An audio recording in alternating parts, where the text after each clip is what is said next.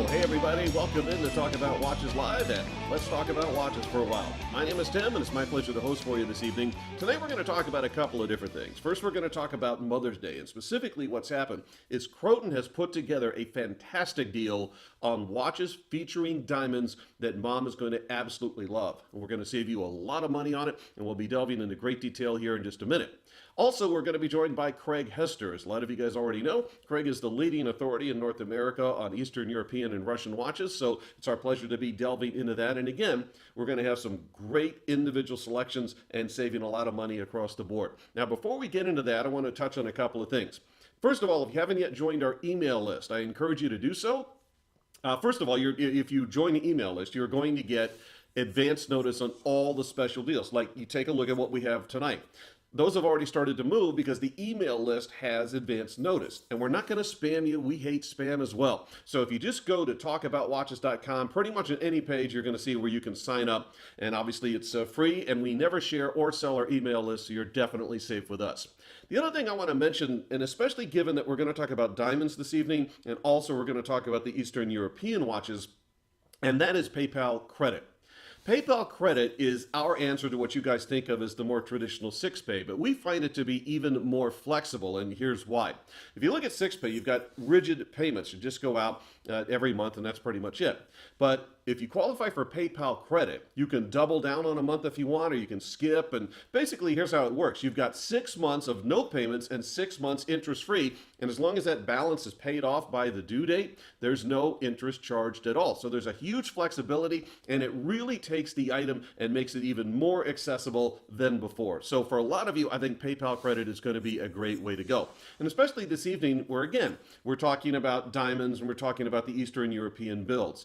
Very collectible, great values, and now extra accessible. So without further ado, let's get underway. First up tonight will be diamonds. Let's check it out.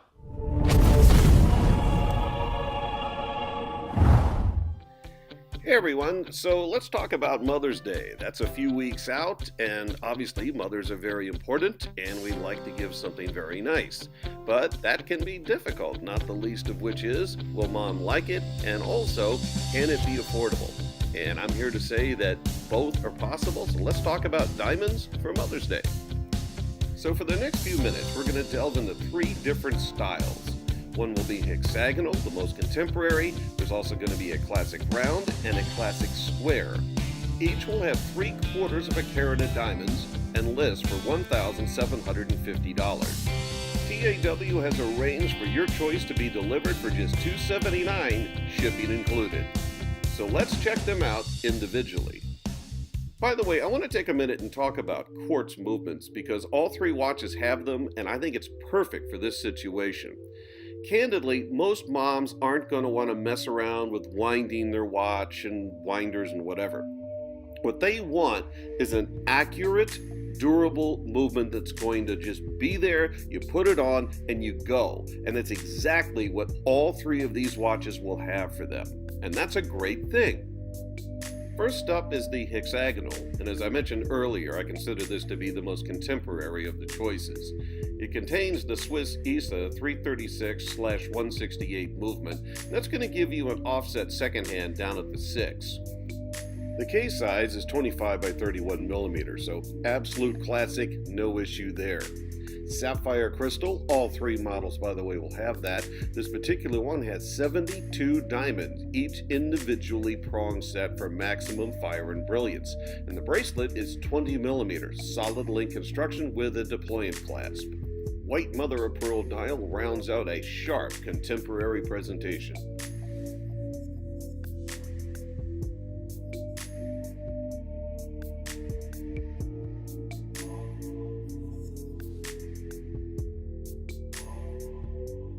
Next is the round shape. Now this will be the most classic of the 3 we're going to show you today. And this particular case is 28 millimeters. So again, absolute classic size. Should work for the foreseeable future. It has a sapphire crystal, as all 3 choices do. This one separates from the others because it's the only one that has luminous hands. So if that makes a difference, this is the one for you. It's also the only one of the 3 that really celebrates the textured dial. But of course, the focal point of any of these watches is the diamond, so let's check that out. There's 80 diamonds on the dial in this particular model, and another 61 that have been inset into the bezel. Presented on a solid multi-link bracelet with easy-to-operate dual-deployant clasp, it's tested to 3-atmosphere water resistance and contains the time-tested Ronda 763 quartz movement.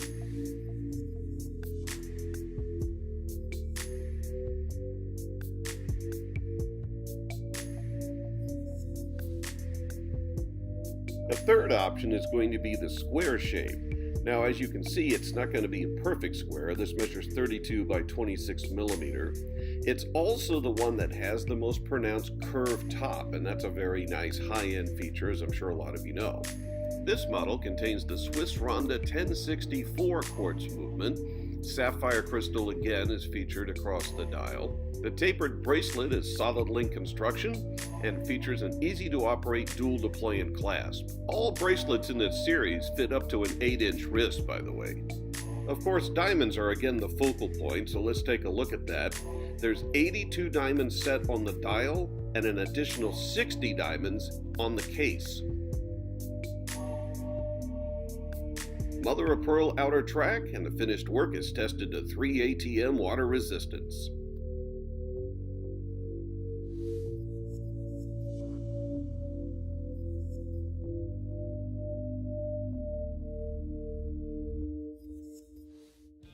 Okay, let's take a look again at all three choices.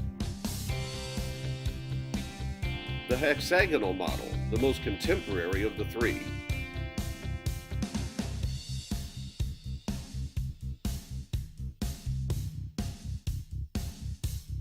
The round, which will be the most classic.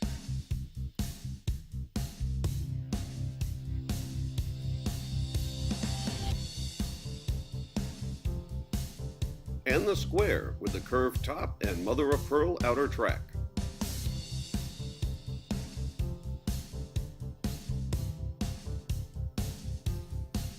Each list for $1,750, and through TAW, your choice is just $279, shipping included.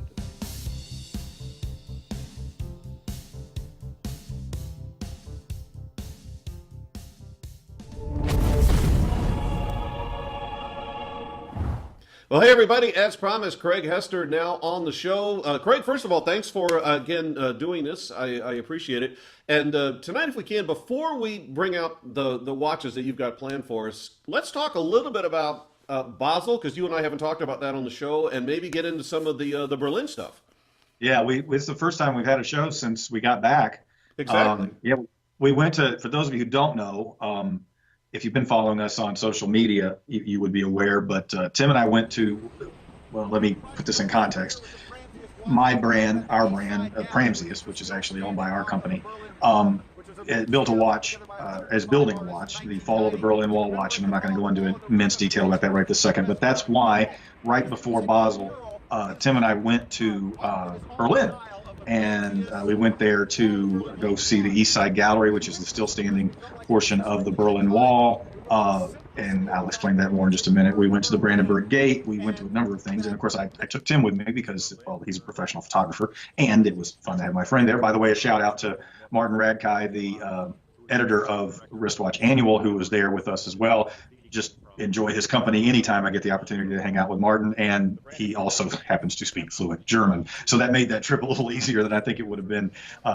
He was pretty much invaluable, I'd say, on that trip. By the way. Yeah, absolutely, he was totally invaluable. Yeah, amazing individual. So we did that, and then we went to Basel. It was it was interesting, Tim. I said this on, I'm doing a weekly show of my own, and I talked about this when I first got back.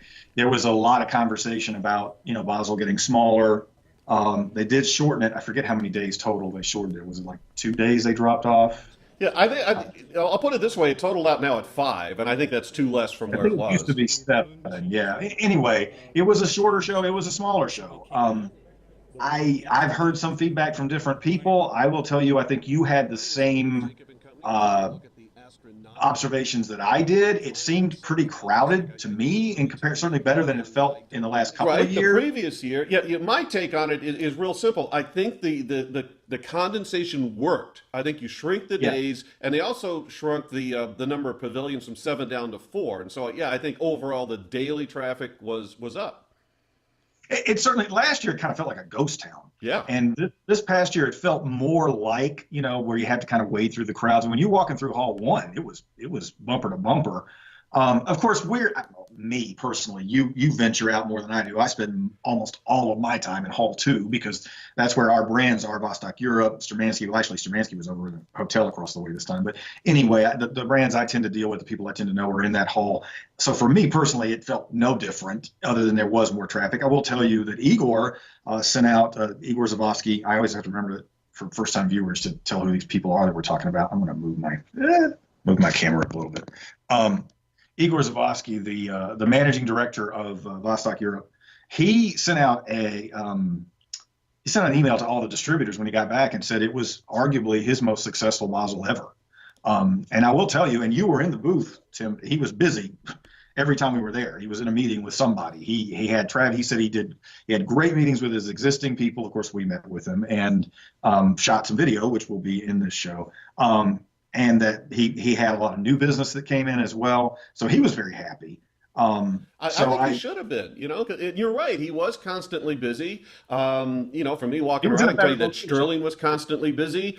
Even the higher end, like we did, of course, I shouldn't say of course, but we did the interview with the Nord Zeit machine. I actually had to have an official appointment to get in and do that. So I do think this is a much more productive Basel World than we saw a year ago.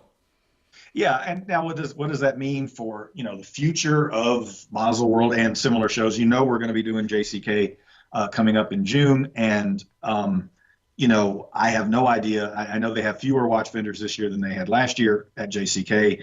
We always get something out of the show, but it seems like shows that the internet is clearly having an impact on shows. You and I have discussed this many times. I'm still a firm believer in the face-to-face meeting. There's always something that I get out of being at Basel or at JCK that you simply cannot get with Skype or Facebook messaging or emails or even phone calls. Just to sit across the table, especially if you are in the business, you set the whole table for the year, in those meetings, and you got to sit across from somebody and really have a conversation. I think it makes a difference. Anyway, we can belabor that. I will say this: I don't think that as Mark Twain said, the rumors of my demise are greatly exaggerated. I do not believe that Basel's ending next year or even the year after that or within the next 5 years. Is it going to continue to diminish? Possibly. Most likely, unless they make some changes to make it more of a destination event for people other than just the core people who are in the watch business. But it's not going anywhere anytime soon. Anyway, the other thing that we did, and I'm not going to spend all the time on this show. We've talked at length about the Fall of the Berlin Wall watch in the past, but I want to say a big thank you to everyone. We are super excited. The watch did fund on Kickstarter. I'm holding up. This is the let me get it in this camera here. This is the etched version. And I'm not going to do a tour of the watch this time, Tim. We don't have time for that. But I did want to mention that it did fund on Kickstarter. We had quite a few pre-orders from our existing customer base. This has been more than twice as successful as our first watch, the Trans-Siberian, and we were very happy with how that did. Honestly, I'm not surprised the Trans-Siberian is an unusual watch. You like it for that reason. I like it for that reason. Not to say that the Fall of the Berlin Wall watch is a truly mainstream timepiece. It certainly has things that are different about it, but it has more of a standard watch look to it. But I think the fact that we had the great story, what we did in Berlin by having real-time updates, going to the East Side Gallery, which is where the graffiti that's on the dial comes from, meeting with Connie Alavi, the executive director of that museum, which that alone was just a really amazing experience. The Brandenburg Gate, all the stuff we did there. So I will mention, if you go to pramzius.com, that's Pramzius. That's the name of our brand. It means the Baltic ruler of time. You can still pre-order through the end of this month. We're going to cut it off at the end of this month, and then we won't. And then after that point, when they come in July, August, hopefully we won't have any delays. Then they're actually going to go up considerably in price. So this is going to be, through this month, is going to be your last chance to get the pre-order pricing. And that will be all I will say about that, because I have talked about this watch ad nauseum in recent history. I did want to show two quick things. One, I did really get a kick out of the fact, and you saw this, Tim, this is Connie Alavi, yes. The executive director of the East Side Gallery. He gave me this piece of the Berlin Wall as a gift while we were there. And what's really cool about this, some of the pieces that you can get, people like spray painted just to make it look like it, but he made it clear this was a facing side of the wall. So this is the original whatever was written on here, which I have no idea what that COM whatever ended up being before, obviously, but this was an original fascia of the wall. So that was really, really cool. And then we do have an opportunity to pick up the book about the East Side Gallery and if you get it at Pranzius.com, it will be hand signed by Connie Alavi, the executive director. So, anything else about Basel? You think Vostok-Europe's got some really exciting stuff coming up this year? So does Sturmanskie. I was really pleased. They've got. I got to tell you, I mentioned this to you before the show. That Sputnik that they've got, that retro Sputnik they've got coming out, is wicked cool. Yeah, that is a very cool watch. Yeah, I think that one's going to rock. They've got some new Gagarins coming out. What Igor's doing this year, he's doing some stuff with new movements. He's doing a whole new look on the Expedition. It's actually going to be now the Expedition Underground Everest, and that's a whole story we'll get into later. So I was really pleased with what I saw that's coming out this year. I think there's a lot of innovation still going on. ETA now has, they want to make more movements, and the Swiss wouldn't let them, which is, I kind of I thought that was the appropriate move for them to make, because I think, Tim, and I know I'm going to sound what's the word I'm looking for? Anyway, this is going to sound self-serving. That's what I was looking for. But I really think a lot of what is exciting that's happening in the watch business right now is in the micro brands. And they are eating up more movements, and they're doing, when you add up all of those micro brands, it's a lot of watches.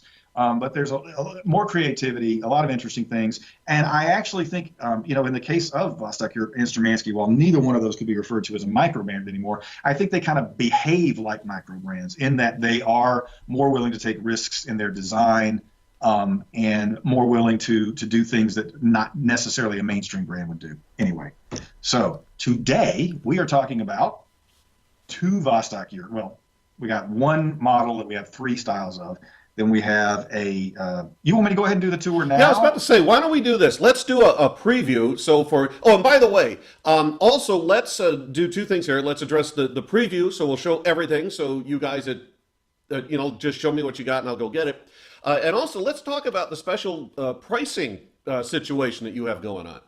Well, one of the things we're doing with the way we're going to be doing the shows, at least on Talk About Watches, is that we're not going to actually talk about price or anything. We'll talk about what you're getting with the watch, especially if it's a combo that isn't necessarily the normal standard combo. But we're not going to talk about price here. We're not going to talk about the deal. If you go to talkaboutwatches.com, or you go to the link either below if you're watching this on Facebook, or to the right if you are on your phone, or the left, I'm not sure. Anyway, you can go to talkaboutwatches.com, and there you can see what the actual deal is on the watches that we'll be presenting today. We will not have any pricing at all, other than I might mention what roughly the retail is on it.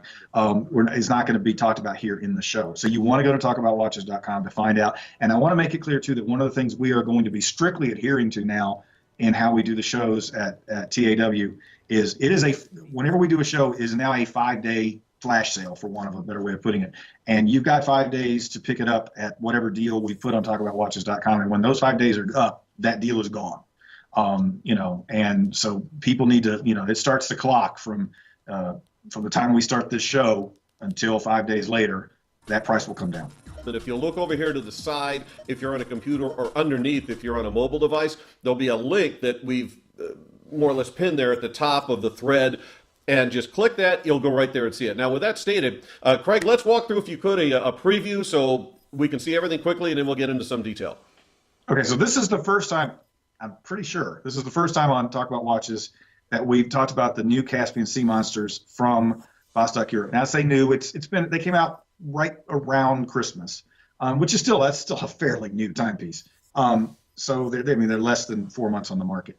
So we're going to be talking about three Caspian Sea Monsters. I'm not going to get into all the specifics right now. I'm just going to quickly show you. We've got a red and black execution with the chronograph, the quartz chronograph. This is the Miyota 6S21 quartz chronograph movement on this one. And this is going to give you the stainless steel with mostly polished. There's a little bit of matte in here, but this is mostly polished stainless steel.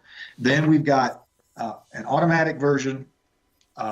This is in the titanium, and this has got the NH35 automatic mechanical. It has the yellow gold accents, which is unusual for a Vostok-Europe, and like a charcoal gray dial. Oh, let me give you the numbers.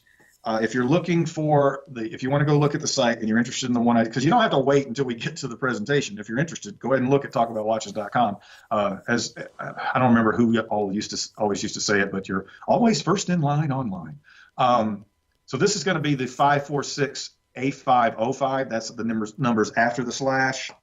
Then this charcoal with the yellow gold accents is going to be your H515, with the H indicating that it's a titanium. Actually, it's 546 H515. 546 is actually the case designation. And then the other one, and I know there's going to be guys who are going to definitely want this one, and there's going to be guys who are going to say, I would never put that on my wrist. And that's the full orange execution. So this is for the guy who really wants the watch that's going to scream off his wrist. This is an automatic as well. I love that one. I know you do. I know you do. That's great. And this is the 546 A509. So if you're looking for the all orange, okay. And each one of those will actually, Tim, I'll get more into the package later, but we are adding a couple of things that don't normally come with this watch. They will each come with a leather strap. Additionally, that is not the standard for the Caspian Sea Monster. And then they are also going to come with just the special deal here. Talk about watches. It's going to come with the dive case, which it normally would just come in the standard Vostok-Europe box. So you're going to get it with the dive case. The other item, big item of the night, we have several of these in stock. So we really are doing a really special deal on this. This is the chronograph. This is also a 6S21. The number on this one is 225. This is what I get for not wearing my glasses. I feel like Dean Martin in the old celebrity roasts trying to read the of course, I'm not drunk, trying to read the cue cards when he was doing the whole. He put on his glasses. The thing is, I just aged. Anybody who's watching this show who actually knows what I just referenced, you're as old as dirt. Okay, so anyway, 225-4252 is the SKU number on this. This is the bracelet version, and I know how much you love this bracelet. We'll talk about that later, of the N1 Rocket from Vostok-Europe. The other item that we're doing tonight is we're actually moving over to Sturmanskie. I think this is the first Sturmanskie we've done on Talk About Watches. I could be wrong. We've done several shows now, so I've lost complete track of everything we have or haven't done, but I'm pretty sure this is our first Sturmanskie. We are doing the coveted Stingray, which this is one of my personal favorite watches of all time. This is just a fantastic. This is a really cool watch, and I want one of these so bad. I don't have one yet, but I will end up with one of these at least. Oh, I have one in my collection, and I don't. And as I always try to say to people, I know people think I've got one of every one of these watches. I don't. I would be divorced if I tried to have one of every one of these watches in my collection. I don't. So when I say I have something in my collection, at least for me, that's meaningful. If anybody cares what my personal tastes are, I have a Stingray in my collection. I love this watch. This is the 1825896 is the SKU number, the orange with the cage. So that we will talk about later and explain why Sturmanskie, the first watch in space, actually makes a dive watch. So that is a quick run through of the items that we've got on tonight. And again, I want to stress, we're not talking about price. If you're interested in actually purchasing one of the watches that we're talking about on the show, we want to spend our time talking about the features and benefits of the watches more than the deal. Go to talkaboutwatches.com, and there you can see and know that it will expire in 5 days. So if you see something you like here, you don't want to hesitate. So let's start with the Caspian Sea Monster. Let me just tell that story, I guess, Tim. And yeah, please. We're going to cue it up in a little bit. But we did do an interview with Igor Zavosky, the managing director of Vostok-Europe. We did do an interview with him in Basel, talking about the Sea Monster. So we're actually going to have Sebastian's going to run that through a feed later, and we'll take a break so you can watch some or all of that interview, depending upon how the show goes. So the Sea Monster. Well, first of all, the Caspian Sea Monster. By the way, do you guys wonder what the heck I'm doing? We have two feeds here. So we have a second feed where you can see the watch up close, but it's hard for me to keep it in the screen where you can see it here and keep it on the second feed. So I haven't lost my mind, and I'm just trying to hide the watch over here in the corner. The Caspian Sea Monster was the first watch that Vostok-Europe built with tritium tubes. This was back in 2008. This is when Igor decided he wanted to get into the tritium tube business. As you and I both know, Tim, that was when there was, right around that time, it became an explosion of watches with tritium tubes in it. Now, interestingly enough, the MV Microtech, the company that makes the tritium tubes, has been making them since the 1960s. And they've been in watches during most all of that time. But in the late 2000s, like 2008 towards 2012, there seemed to be just a huge explosion in interest in them and people starting to use them. And oddly enough, Igor kind of got on that wave before. He was a little bit ahead of the curve on that one, which he's ahead of the curve on a lot of things. And so this is the same case that was the original Caspian Sea Monster. There's some slight modifications, but it's pretty much the same case. And so if you liked that watch, this is an opportunity to get the latest version of it. Now, what makes this one different? Well, first of all, they didn't do anything with a chronograph back then. So I'm showing you an automatic here, but I'll pull up the chronograph again. This is with the traditional Vostok-Europe colors in the red and the black. He didn't do anything in a chronograph back then. But the real big difference in this particular watch, or in these executions of it, is what's called the hair lights. So we should take a minute and explain to people what I think most of your viewers know, Tim, but it never hurts to do the refresher of what tritium tubes are. So tritium tube technology is what allows for constant illumination in a watch.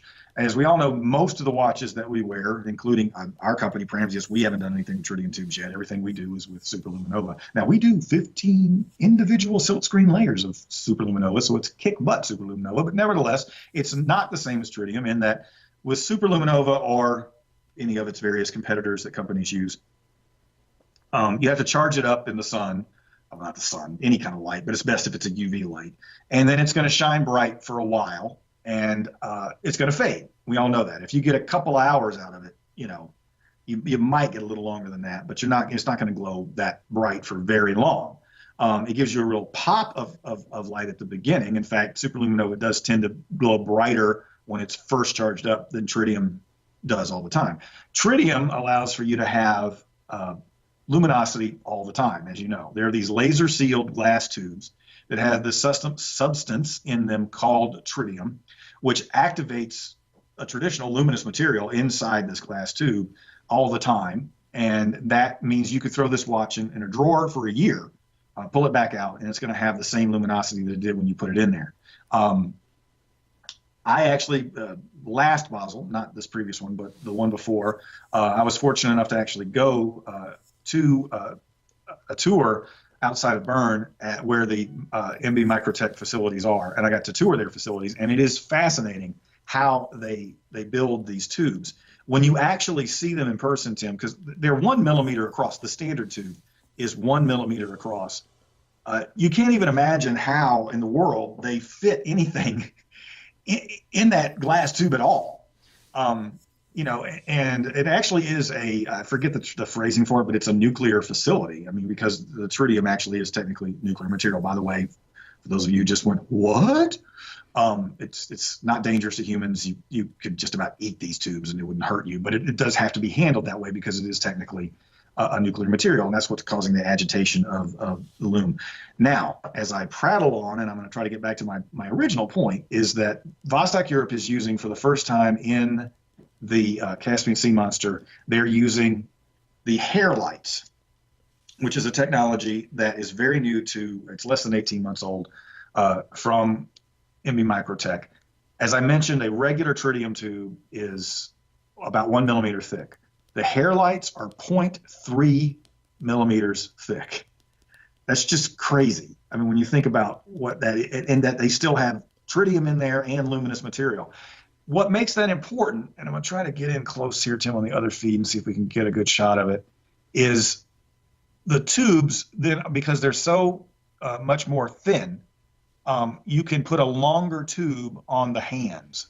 because one of the things that limited the amount of luminosity you could get on the hands with tritium is the weight, because there's only so much weight you can put on a hand and before it's going to cause a problem for the pinion. And when you think about it, most of the movements that are in use today were invented long before having a lot of weight on the hands was something to even be concerned about, long before big watches were popular, so the hands were longer and heavier in that way, and then adding the tritium, even adding weight. So there's a limited amount of weight that you can put on a hand before it's going to cause a problem on the pinion and then actually cause a problem with it actually moving properly for timekeeping.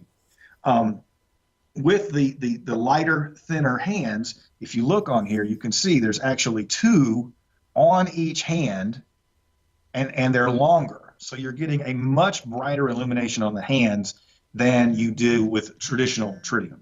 Now, the downside is, because it is a new technology, and they had to, MB Microtech did all of the research and development of all of the technologies that went into this, they're very expensive. So the Sea Monster that you're seeing today is more expensive than the original ones were, setting even 10 years worth of inflation aside. One hair light costs about the same as 4 regular tubes would be in a watch. So that's a pretty significant difference when you consider that there are four hair lights on here. You've got the equivalent cost-wise of 16 tubes, which would normally be enough for an entire watch. So that's the big difference here. Otherwise, it's pretty much the things you've come to expect from Vostok-Europe. Well, Craig, what I'm thinking at this point, I believe we are good to go with that footage with Igor. Maybe it's a good time to take a look at it. Let's look at that, because we go through the features and actually some of the things and I'll do a quick rundown of those here too after we get done with that. Mm-hmm. But we do go through the features with Igor, the specifics and so forth. So yeah, let's take a minute and look at that. And I think that's a good idea. So we'll be back.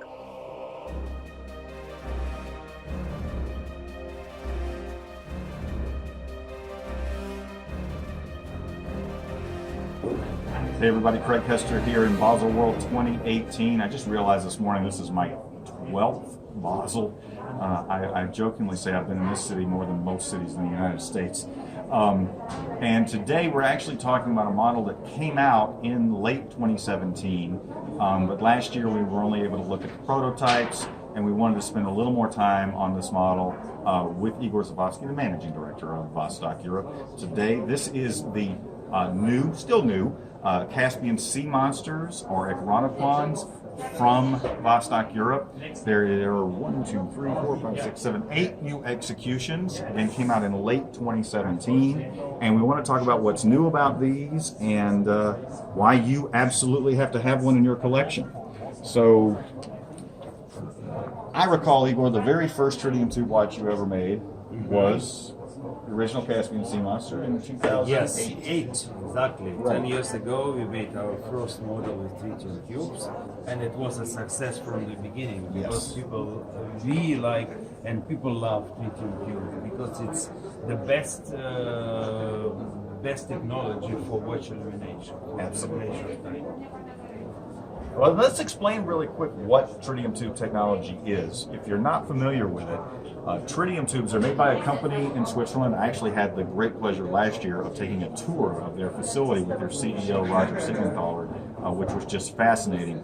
Tritium tubes are laser-sealed glass tubes that are filled with a substance called tritium, and they're filled with luminous material. Not unlike what you think of as superluminova. I mean, it is a luminous material that's in the tube with them. The tritium constantly agitates the luminous material inside the glass tube.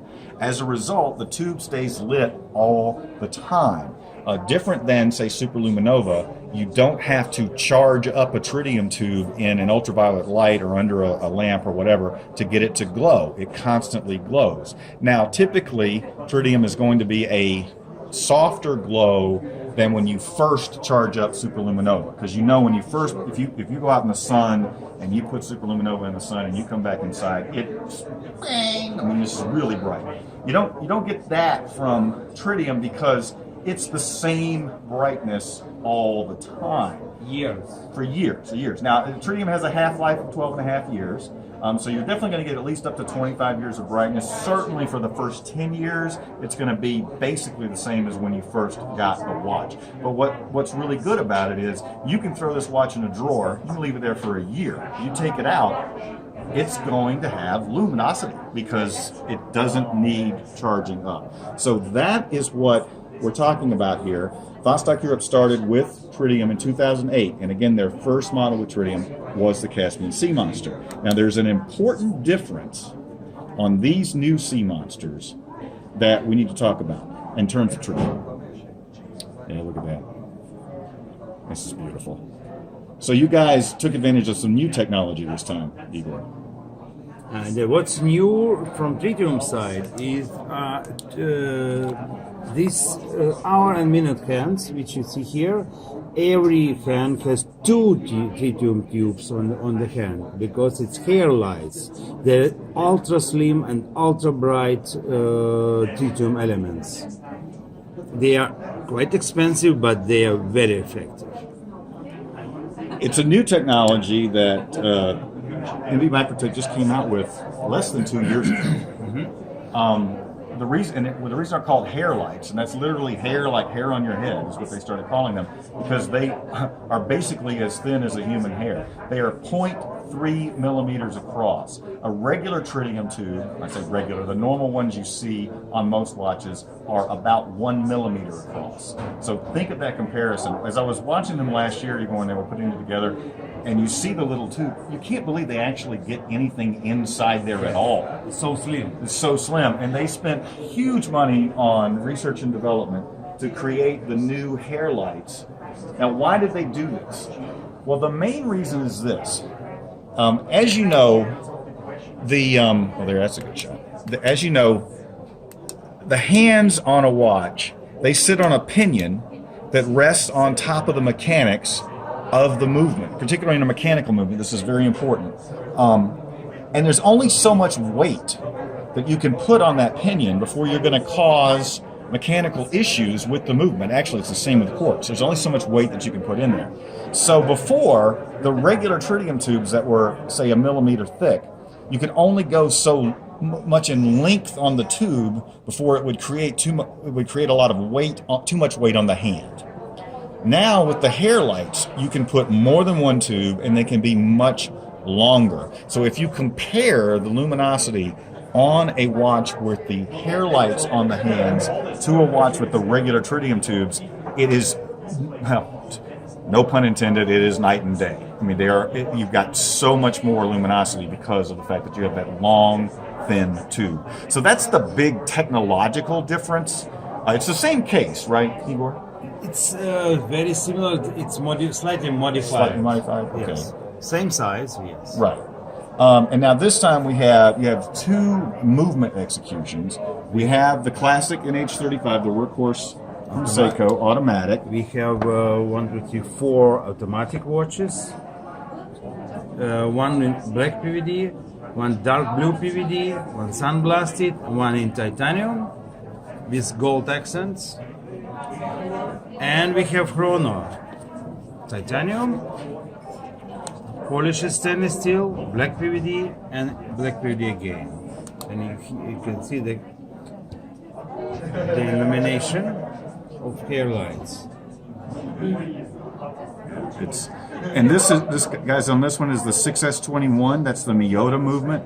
That is the high-end, really high-quality quartz chronograph movement. One of the things I love about the 6S21 is when you activate the chronograph, you actually have a sweep on the second hand. This is because even though this is a quartz movement, it has jewels and it has actual mechanical parts in it, and that makes the sweep look almost as if it were mechanical in nature. So I like to always say, guys, there are quartz movements and there are quartz movements. You'll never see Vostok-Europe using a simple freehand quartz movement. That does not interest them at all. All of their quartz watches have high-end, top-quality quartz movements in them. To give you a comparison, The 6S21, I'm talking about just the cost of the movement itself.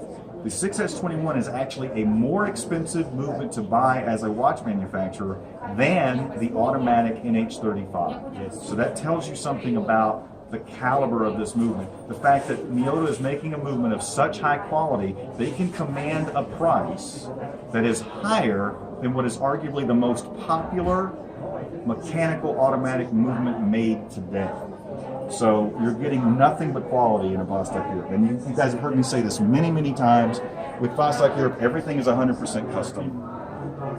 They start with what I like to say is a blank piece of paper, but really a blank computer screen. And they finish with a completed watch. You've seen our, if you haven't seen our videos, you definitely want to go back and watch about construction, about the design process. It's a fascinating story about what makes Vostok-Europe what it is. But this is a new line. This now I will tell you, as Igor mentioned, the hair lights are not inexpensive. I think you said that basically one hair light is the cost of 4 regular tritium tubes. Yes, and in total, concern especially this watch, cost of trigger lights, which are in this watch, are around 50% of the price of the watch, of factory cost. 50%. The dial and hands cost 50% of the whole watch, because it's effective, but it's expensive. Well, and it's new technology. They put a lot of money into that R&D. They may go down in the future, but Much more expensive than superluminova powder. Of course. That's the main difference. Not everybody understands why it's so expensive.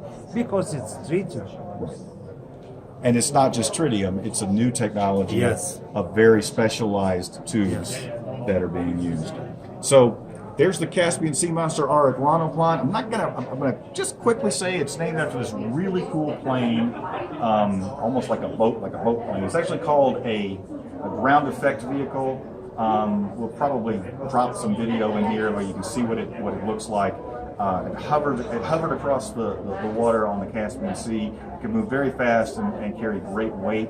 That's the inspiration for this. And one of the things just to point out one other point, I really love about the Caspian Sea Monster, which Igor and his team did on the first executions, and they did here, is this really great wave look on the dial. It catches the light beautifully. That's another thing to point out too, guys. That's not cheap to do. Every time you add something like that to the dial, you're adding cost to the final production of the watch. But that creates just this beautiful look on the wrist that's catching the light. So that's the Caspian Sea Monster. I'm Craig Hester here in Basel World 2018 with Igor Zabowski, the Managing Director of Vostok-Europe. Keep watching. And that was shot live at the Basel Watch Fair of 2018. And you mentioned earlier, Craig, the advantages of being there live. And I do think that captures part of it, which is that physical interaction that I don't think, at least as yet, technology can give us via the internet. It's one of the reasons that TAW goes to the trouble and the expense of these trips, as do you. There's a lot of energy there, and you can see that in how just when we're talking about the watches, and you don't necessarily get that just on an everyday, regular interaction kind of basis. So I know we went through this, but I'm going to quickly run through, Tim. Like I said, there's one here. First of all, we have a titanium 40% lighter than surgical grade stainless steel. It's very light in this watch, but equally as strong. It gives you that sandblasted look. Now, I want to be clear, the orange dial version, which it does not come in titanium, even though it kind of looks like it. This is a sandblasted stainless steel. It isn't a titanium. You get that titanium look, but it's not actually titanium. That's an automatic. This is a 47 millimeter. They're all 200 or 20 ATM water resistant, which makes them all professional grade dive quality watches. K1 mineral crystal, either surgical grade stainless steel or titanium. And I mentioned earlier, normally the watch would only come with one strap. It would come with either the silicone or the leather. For this deal on talkaboutwatches.com, you're going to get the leather as well. So if you get the red accent version with the chronograph, you're going to get a leather strap with white contrast stitching along the center. And here it is, not surprisingly, like is always the case with Vostok-Europe, these are super high quality leather straps, and the silicone, integrated silicone, which, by the way, I've learned now being a watch manufacturer myself, that ain't cheap. To do this, to add the integration, to get the molds and everything, and do all this, and to have it be that thick, these straps cost a lot to make. I know because I investigated doing it on one of our watches, and it adds a lot. It's not cheap. So you got the silicone. Then on the orange, you've got the orange silicone. So this is definitely, and Tim loves it, this is one of those that's going to stream off your wrist. This is not for the timid. Yeah, but I do like that one a lot. If you want this watch and you don't want the orange look, the leather strap does have a lot more black in it. It has the pop of orange contrast stitching, so it's not quite as striking, or whatever word you prefer. I like the orange, but I understand, it is a bold look. And then the titanium, actually, with the yellow gold accents, is going to come with a brown strap. It's not black. And then they're all going to come with the really great dive case from Vostok-Europe. If you followed us, you've heard us talk about this many, many times, but I want to make sure you understand that this is not a minor deal that this watch is coming with this in this package. Normally it would come with, and there's nothing, not that there's anything wrong with that. Normally it would come with the standard Vostok-Europe box, which is a very nice box. It's a completely solid presentation box for a watch, but it is not like the dive cases. So we're upgrading to the dive case for this package. It wouldn't normally come with it. And when I say a dive case, this is a real dive case, guys. This is extra heavy, thick. This is not one of those Pelican-looking cases that's the cheap, flimsy plastic. This is high quality. You can tell just when you hear me close it. And in fact, when we're opening these up to load watches here, we have a tool that we use to open this, or you would wear out your thumb in relative short order because it takes some strength to open this. So this is a serious box that's coming with the watch. So that adds a great deal of value. What else on that one? I think those are the highlights, and we covered every. Right, and obviously the footage that you guys put together in Switzerland covered a lot. Let's do this. Let's get to the next piece if we could. Okay. So the next piece, this is one. If you followed us for years, you know it, you love it. It's the N1 Rocket from Vostok-Europe. It's one of the original Vostok-Europe cases. Originally, it was a 42 millimeter. It is now a 46. The main reason for this one, guys, is we've got some stock of them, and we're making you a really good deal because of that. Again, you're going to go to talkaboutwatches.com to find out about that. It will last for 5 days. This is the 6S21 chronograph movement, and I was talking to somebody the other day, and I really liked the way they were describing the 6S21. They used a word I had not used before, but I think it's a really accurate description. They called it a hybrid movement, and really, that's a fair description. And what they meant by hybrid is even though this is a quartz movement, it is arguably a hybrid between a mechanical movement and a quartz movement, because this is a quartz movement that actually has jewels. Yes, you heard me right. It has jewels because it has mechanical. It has mechanics in it. It has mechanical parts. They're just driven by a battery as opposed to being driven by a mainspring. Now, I make no pretense that this absolutely is a quartz movement, but I think the hybrid label is fair, especially when you activate the chronograph. Because of the mechanical nature of the parts in this movement, it actually sweeps a lot like an automatic does. You can hardly discern the tick. And I'll even tell you that some of the low VPH movements, meaning vibrations per hour on a regular mechanical, some of the low VPH movements, you actually see more of a tick in them with the sweep of the second hand than you do on this. That's a great point. So now, to be clear, the sub-dial, which is the second hands on this, which is on the right side, that which one is the? Oh, sorry, on the left. The left-hand side is the constant seconds. That does tick like a quartz does, but the sweeping second hand on the chronograph doesn't. So you've got surgical grade stainless steel with the grade A PVD plating. This is also 20 ATM water resistant, so it is a true dive watch quality watch. Unidirectional rotating bezel. By the way, the Sea Monster has that as well, which I'm pretty sure we mentioned in the video. I don't remember that specifically. But I know one of your favorite things about this particular watch, Tim, is this bracelet. This bracelet is off the hook. I mean, yeah, it is. Vostok-Europe really knows how to make a bracelet And this is a 7 individual links. And I want to make sure everybody understands there is nothing folded here.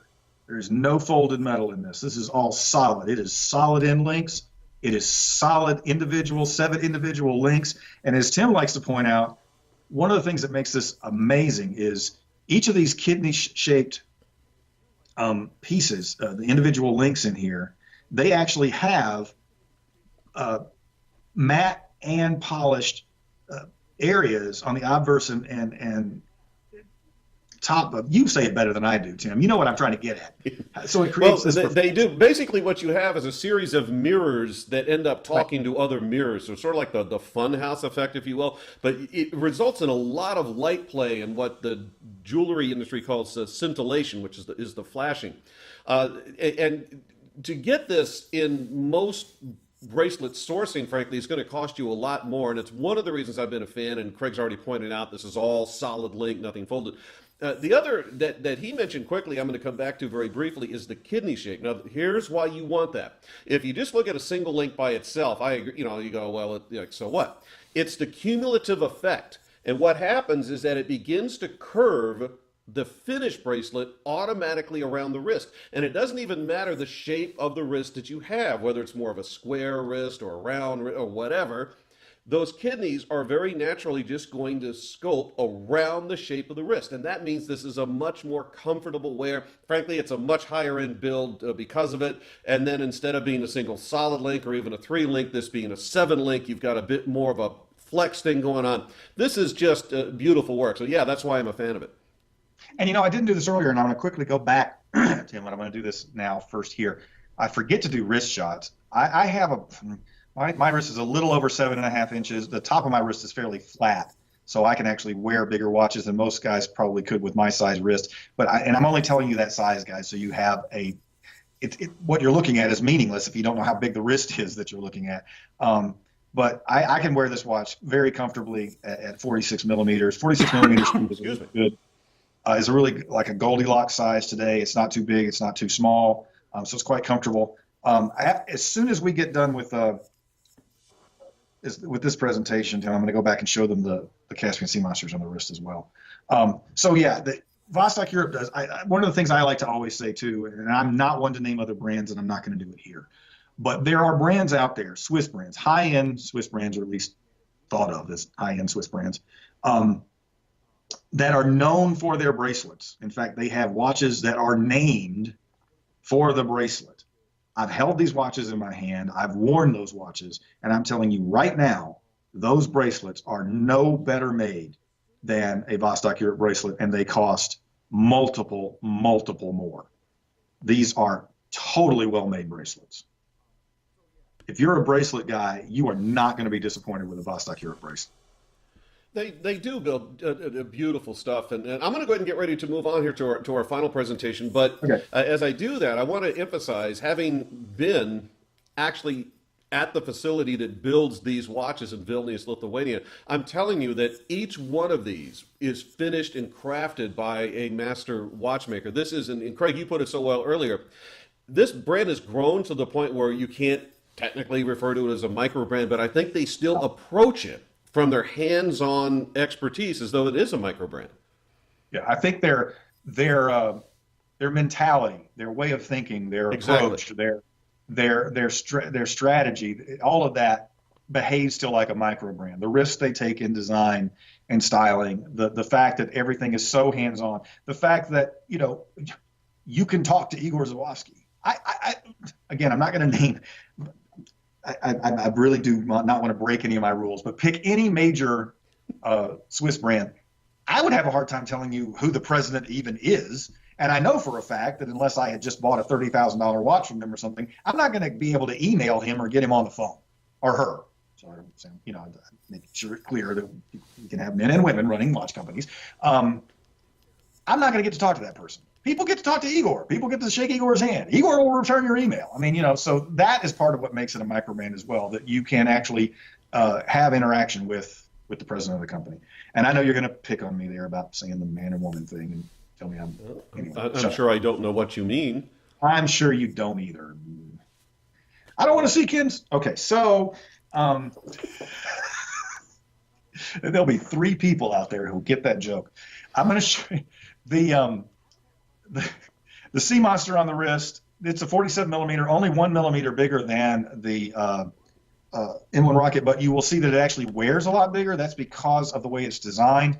The fact that the Sea Monster has the stadium style size and it's a thicker watch than the N1 Rocket. The N1 Rocket has a lower profile. So even with only 1 millimeter more, it actually wears bigger. So let's move on after I lovingly stumbled through that whole conversation about who you can talk to at Swiss watch companies. It's Dean Martin, by the way. You could talk to Dean Martin. All you got to do is just bring a bottle of Chivas with you, and you're fine. And to just continue my tour of things that show how old I am. I said the other day, Tim, I know I'm getting older because I used to think everybody I talked to on the phone was older than me. And I realize now when I start talking to people, I automatically assume they're younger than me. So I know I'm getting older when that mental change happened in my head. Anyway, the Sturmanskie Stingray. Yes. Tell us. Is just a fantastic timepiece. Sturmanskie, the first watch in space on the wrist of Yuri Gagarin. So why are we looking at a dive watch? Well, it's important to note that Sturmanskie actually means navigator in Russian. That's the translation. It didn't start out as a brand with the intention of being a space-related brand. It just so happened to be the watch that Yuri Gagarin was wearing, which I always love that part about the story, that it wasn't planned. It was just his watch. And the fact that that's what made them the first watch in space. But they also, from the beginning, built nautical watches, built dive watches, built watches for the Russian Navy. They still do today. So they have a very rich dive watch, water-related watches history as well. The Stingray, absolutely no question, is their flagship in terms of a dive watch. This is just a wicked cool watch. It's cool looking. It has all the features that you want. It is a 300-meter dive watch. It's got the cage. Now, I want to point out, and it's important that everybody knows this, that this cage is not removable. A lot of times on your classic Russian divers, you can take the cage on and off. It actually comes with the cage. You can't remove it. That's why they actually have versions available with and without the cage. But the one we're showing, and that's available at talkaboutwatches.com right now, has the cage look, which is my personal favorite. Superluminova on this, surgical grade stainless steel, really great etching of the Stingray on the case back. I love the way they did the lockover crown. By the way, that's also Superluminova on the lockover crown. It doesn't have the chain, which actually is one less thing that you typically could have an issue with. It has a one-piece metal holder. And the nice thing about this is once you screw in the crown, you can't possibly have the internal crown open because it's designed to push it in as you're screwing in the crown. I like how it sits up high, so it's easily accessible when you have it on the wrist, especially for a dive watch. The other great thing about this timepiece, I'm trying to recall, Tim, and I hate when I do this, whether this has a sapphire crystal or a mineral crystal. I believe it's sapphire, but that we will have to double check. It'll be in the specs, which I don't have in front of me. The other thing that you're going to get, it has fantastic packaging. We were talking about the packaging on the Vostok-Europe. This is a very different kind of packaging. I want to be clear. This is not a dive case in any way. This is just a really cool box. It has the Stingray look on the box. It has the porthole where the watch, and this one is really great for actually displaying the watch because the porthole system, I'm going to do this really poorly, but you can see the watch through the porthole, and when you put it in there, very cool, by the way. Yeah, and when you put it in there much better than I just did, it'll actually look really nice. It comes with 2 straps. It comes with an actual rubber strap, which they always point out to me when I call them silicone. Sturmanskie reminds me, no, it's not a silicone strap. These are actual natural rubber. This is natural rubber with this strap, and it comes with the changing tool. So it's fantastic packaging. It's a true professional grade dive quality watch because it's 30 ATM, which actually puts it above the minimum requirements for a dive quality watch. This is a 48 millimeter case on this, so it's a good size. This is not, again, every watch actually in this show is for guys who tend to like bigger watches. The 47 is not huge, but there's nothing diminutive here. We don't have any 40s or 42s today.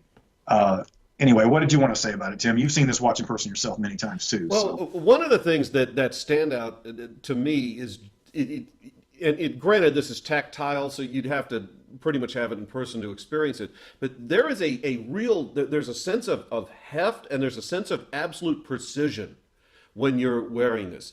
If you've picked up, and I think most of you guys have, even within your own collections, you've got the ones that are less expensive, and then you've got the ones that are more expensive, and obviously that becomes relative. But I think you can agree that if you'll pick up the one that, as a rule, is less expensive, and then you're holding the one that's more, that there's this real sense of the craft. You feel the greater weight and the craftsmanship, and you really get that sense with this particular build. And another thing that I really appreciate about this, as clearly you're going higher end, what do you pay for? You should be paying for design. This absolutely has that, the quality, and again, the precision of the build, just that precise nature of the construction, but also something that Craig was just mentioning, I think is so indicative of this. Most watches in this range, and I know this because I've had to correct myself on this a lot, is a lot of times they say, and it comes on a rubber strap. They don't mean that. They mean silicone rubber strap. And there's a big difference between the silicone and the natural. I can remember, if you go back to the 1990s, I believe it was, I want to say it was Hublot, that spent over $1 million creating their own natural rubber strap, and they actually had it smell like vanilla. So now that I have to go back and say, though, so now that we don't look like we're denigrating the Vostok-Europe, which I know you're not. The silicone, I will say this, the silicone that Igor uses for his, it feels the most like natural rubber of any silicone strap I've ever seen or worn. I don't know what the process is on these, but if you own one, you know what I'm talking about. If you don't, you want to. They are the most supple, soft silicone straps I've ever seen on a watch anywhere. They make you think that it's natural rubber. But yes, on the Stingray, it is natural rubber. I forgot about one thing that's a really cool feature on this watch, Tim. And as many times as I've talked about the Stingray, you'd think I wouldn't forget, although we've talked about a lot tonight, so I'm kind of starting to get, well, me and Dean are getting together after the show. So that's going to take, what is that line from Good Will Hunting? That's going to take some serious smelling salts in the heater. But, man, we're getting together at the Sands right after this is over with Phyllis Diller. So it had the unidirectional rotating bezel on this is a sandwich case, which you don't see that often. And again, now as a manufacturer and somebody who's looked into what all of these kinds of options cost when you're looking at things, to build a sandwich case on a watch is very expensive, because you're effectively, and I think we've got a shot. Let's see if Sebastian can pull it up, that shows like the watch and all the parts. I mean, there's so many parts to this watch from top to the bottom. You've effectively got two watch cases here with the way the sandwich case is. And then the rotating bezel is on the inside of that sandwich case. And to me, first of all, that's just cool. And it looks cool. It feels cool. You can hear the quality of the clicks. It is just that gets back to what you were talking about earlier, Tim, just about the quality of the construction on this watch is phenomenal. This, Tim, but we do have a 2-year warranty. We're backed by the Detente Watch Group, which is my company. We have our own watchmakers here in the U.S., so the watch does not have to go back to Lithuania or back to Russia. We repair everything here, and that covers everything inside the case. So you do have a 2-year warranty. The watch is backed. I think any of you who know us, and now a shout out to Abe Weiss, who works for us now. I got to tell you, Tim, you haven't met Abe yet, but you will someday. I've never worked with anybody who is more committed to customer service than Abe is. Craig, as we wrap this up tonight, one of the things I'd like to do is I'm going to do our recap in reverse order, because of course I opened with the Croton Diamonds tonight. So if you could maybe recap your stuff, and then I'll recap the Croton stuff really quick, and then we'll call it an evening.